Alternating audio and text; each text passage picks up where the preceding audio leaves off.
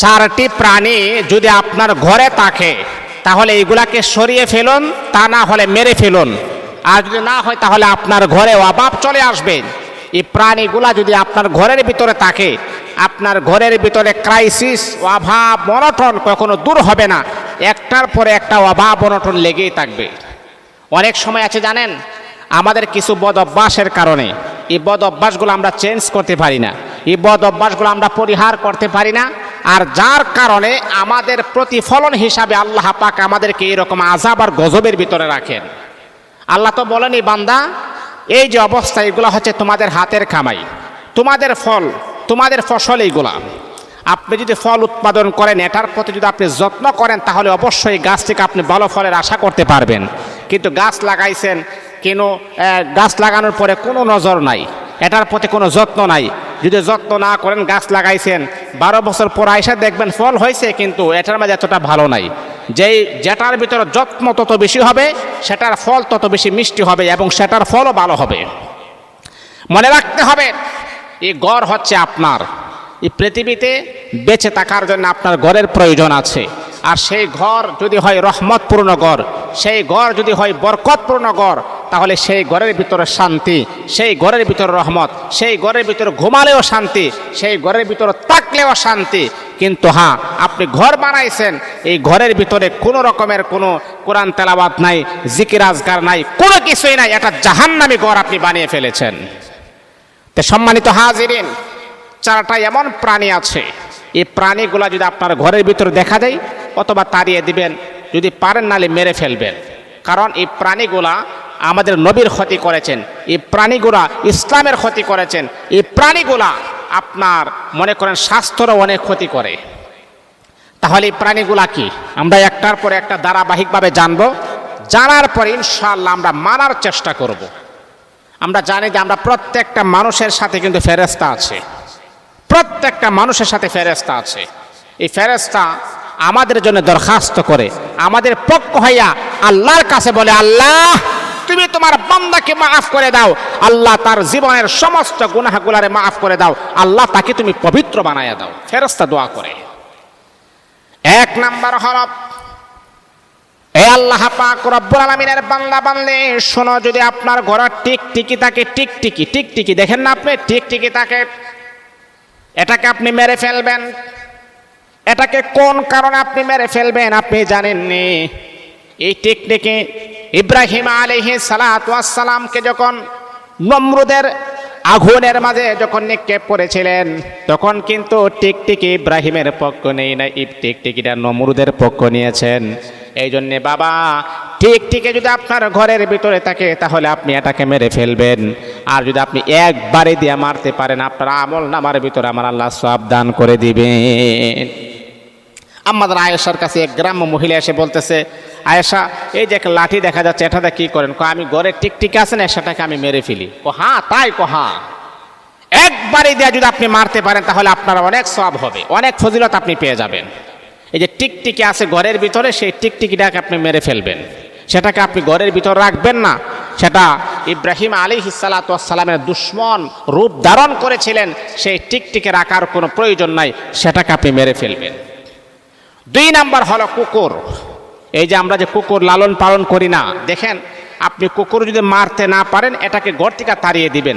যেই ঘরের ভিতরে আপনি নামাজ পড়েন, যেই ঘরের ভিতরে আপনি ঘুমান, যেই ঘরের ভিতরে আপনি খাবার খান, যেই ঘরের ভিতরে আপনি আল্লাহ পাকের ইবাদত বন্দেগী করেন, ওই ঘরের ভিতরে কখনো কুকুরকে আপনি প্রশ্রয় দিবেন না।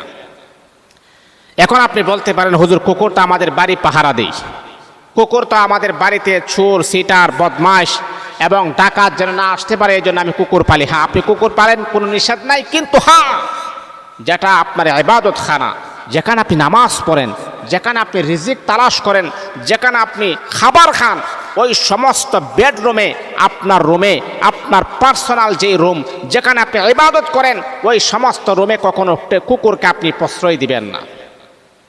আমার নবী জিবরিল আমিন ফেরেশতা প্রত্যেকদিন নবীর কাছে আসে। একদিন নবীর কাছে জিবরিল আসতেছেন, আজকে 2-3 দিন হয়ে গেল।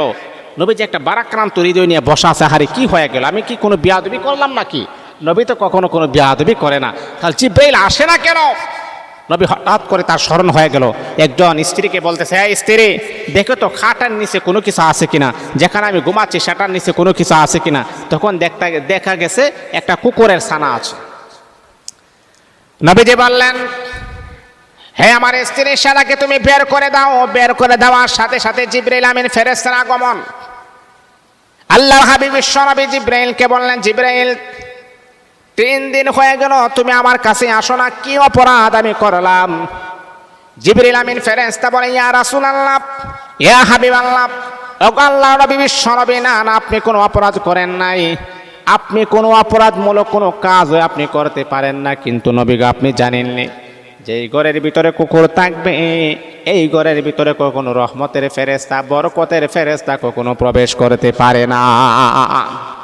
তার মানে হলো, রহমতের ফেরেশতা, বরকতের ফেরেশতা যদি আপনার ঘরেই প্রবেশ না করে, এই ঘরের ভিতরে কিভাবে রহমত আসবে? এই ঘরের ভিতরে কিভাবে আল্লাহ প্রদত্ত রিজিক আপনার ঘরের ভিতরে প্রবেশ করবে? এই জন্যে বাবা, আপনি যদি কুকুর পালতে মনে চায়, তাহলে বাহিরে ওর জন্য একটা ঘর করে দেন যেখানে কেউ থাকে না, অথবা বাহিরে, আপনার ঘরের বাহিরে যে কোনো একটা বাসস্থান করে দেন যেখানে কেউ যায় না, কেউ থাকে না, তাকে ওই জায়গাতে রাখেন। কিন্তু আপনার যেখানে আপনি খাবার খান, যেখানে আপনার বেডরুম, যেখানে আপনি ঘুমান, যেখানে আপনি নামাজ পড়েন, যেখানে জিকির করেন, যেখানে মানুষের সমাগম, যেখানে মানুষে বসবাস করে, ওই রকম ঘরে কখনো কুকুরকে প্রশ্রয় দেওয়া যাবে না। এটা ইসলাম কখনো সমর্থন করে না। যদি আপনার কুকুর পালতে মনে চায়, তাহলে বাহিরে তার জন্য আলাদা একটা ঘর করে দিবেন যেখানে কেউ যেন না যায়। এবং আমার মনে রাখতে হবে, দিলের কান লাগে আপনি কথাগুলা শুনেন, কারণ হলো ফেরেশতা যদি আপনার ঘরের ভিতরে প্রবেশ না করে, তাহলে কিন্তু আপনার ঘরের ভিতরে রিজিক আসবে না। আর মনে রাখতে হবে রে বাবা, রিজিক হলো এমন একটা মহাদৌলত, এমন একটা মহাদৌলত, এমন একটা নিয়ামত, আপনি জানেননি। আপনি কোটি কোটি টাকা পয়সা ইনকাম করেন, কিন্তু আপনার যদি রিজিক না থাকে, আপনার মনের ভিতরে যদি প্রশান্তি না থাকে, তাহলে এই কোটি কোটি টাকা ইনকাম করার পর আপনার মনের ব্যথা দূর হবে না।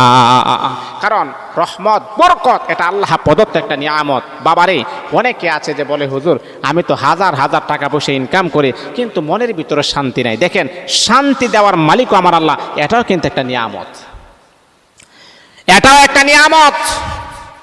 শান্তি আমার আল্লাহ সবাইকে দেয় না। লক্ষ লক্ষ টাকা পয়সার মালিক, কিন্তু মনের ভিতরে কোনো শান্তি নাই, মনের ভিতরে কোনো প্রশান্তি নাই।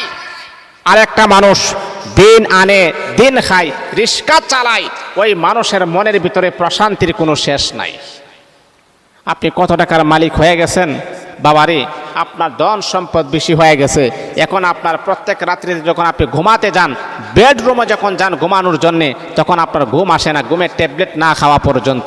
আর একটা মানুষ দেখেন, আমার রিক্সাওয়ালা ভাইয়ের দিকে তাকান, আমার ভ্যান গাড়ি চালক ভাইয়ের দিকে তাকান, আমার সিএনজি চালক ভাইয়ের দিকে তাকান, হালাল টাকা ইনকাম করে, পিওর হালাল টাকা ইনকাম করে, শুইতে দেরি হয়, আল্লাহ প্রদত্ত নিয়ামতের ঘুম দিতে আমার আল্লাহ একটা সেকেন্ডও দেরি করেন না। এই জন্যে বন্ধুরা আমার শোনো, আল্লাহ প্রদত্ত রহমতের ফেরেশতা, বরকতের ফেরেশতা যদি আপনার ঘরের ভিতরে প্রবেশ না করে, ঘরের ভিতরে রহমত প্রবেশ করবে না, আল্লাহ প্রদত্ত নিয়ামত আসবে না। এই জন্য আপনার ঘর থেকে কুকুরকে তাড়িয়ে দিতে হবে। আপনার ঘরে কুকুরের জায়গা দিবেন না, বাহিরে জায়গা করে দিবেন। এটা হলো 2 নাম্বার। 4 প্রাণীকে ঘর থেকে বের করে দেন, যদি না সরান তাহলে আপনার ঘরের ভিতরে বরকত হবে না, আল্লাহ প্রদত্ত নিয়ামত প্রবেশ করবে না। 2 নাম্বার। 3 নাম্বার হলো মাছি। মাছি আছে না, মাছিকে আপনি তাড়িয়ে দিবেন। মাছি আপনি দেখবেন অনেক সময় আছে যে নিকৃষ্টতম জায়গায় বসে, আবার দেখবেন আপনার ঘরে আসে, তখন আপনি তাড়িয়ে দিবার চেষ্টা করবেন, তাড়িয়ে দিলে আর আসবে না। অথবা আপনি পাকা ছেড়ে দিবেন, বাতাসে আর এখানে উঠতে পারবে না। মাছি দেখবেন বাথরুমের যে ময়লা আবর্জনা আছে না, হ্যাঁ, প্রস্রাব পায়খানাতে বসে, আবার দেখবেন খাবারেও বসতে চাই। তাহলে আপনি যখন একটু বাতাস করে দিবেন বা আপনি যখন তাড়িয়ে দিবেন, চলে যাবে। কারণ এটা নোংরা পরিবেশ। মেডিকেল সায়েন্স বা বর্তমান বিজ্ঞান এটাকে প্রমাণ করেছেন।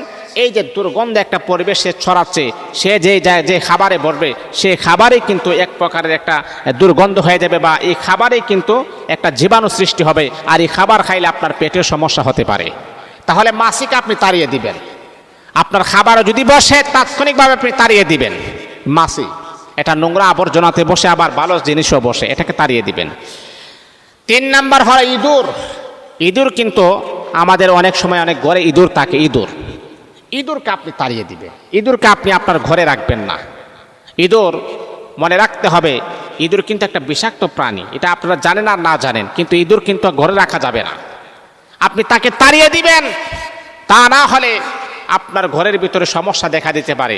আপনার অনেক সময় আছে কি জানেন, ইঁদুর কয়েকদিন লাড়াচাড়া করার পর হঠাৎ করে মারা যায়, তখন দেখবেন ঘরের ভিতরে দুর্গন্ধ, এটার কারণে আপনাদের রোগ জীবাণু বাড়তে পারে। এই জন্য ইঁদুরকে আপনি তাড়িয়ে দিবেন। এদিকে অবশ্যই আমাদেরকে ফোকাস রাখতে হবে, কারণ আপনি ঘর বানিয়েছেন, এই ঘরটা যদি শান্তির বাগান হয়, এই ঘরটা যদি ইবাদত করে, এই ঘরটা যদি আপনি সুন্দর করতে পারেন, সেই ঘরের ভিতরে আপনার রহমত, সেই ঘরের ভিতরে আপনার বরকত। আল্লাহ আমাদের সবাইকে